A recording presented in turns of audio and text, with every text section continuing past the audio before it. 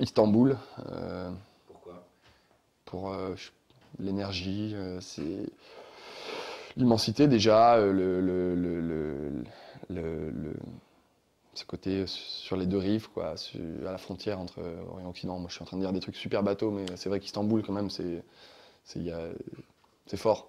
J'ai bien, après, pour des raisons personnelles, un de mes premiers voyages a été à Moscou, quand j'étais encore tout jeunot. Et Moscou aussi, c'était intéressant. Il faudrait que j'y retourne depuis, parce qu'à l'époque, c'était quand même, c'était il y a un petit paquet de temps. Et il y avait à la fois le côté post qui sortait juste de l'ère soviétique, alors il y avait encore des routes en terre, des mecs qui se chauffaient dans des barils et tout ça. Puis à la fois, il y a des églises hyper chargées, là, vertes et rouges, magnifiques, et puis des gros monuments staliniens, avec un centre hyper riche en petites merveilles, et puis à la fois une ville qui s'étend sur des kilomètres de. Nous, on habitait loin, le métro, pendant des kilomètres et des kilomètres, il y a des millions de HLM, enfin des milliers de HLM, super glauque. Et Moscou, ça avait été aussi assez marquant pour ça. C'est plus des raisons personnelles qui font qu'on est marqué par telle ou telle ville.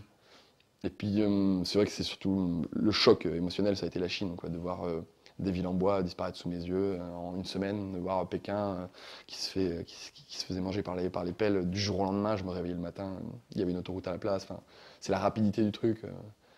C'est vrai que je suis assez intarissable sur la Chine, mais ça a été assez choquant.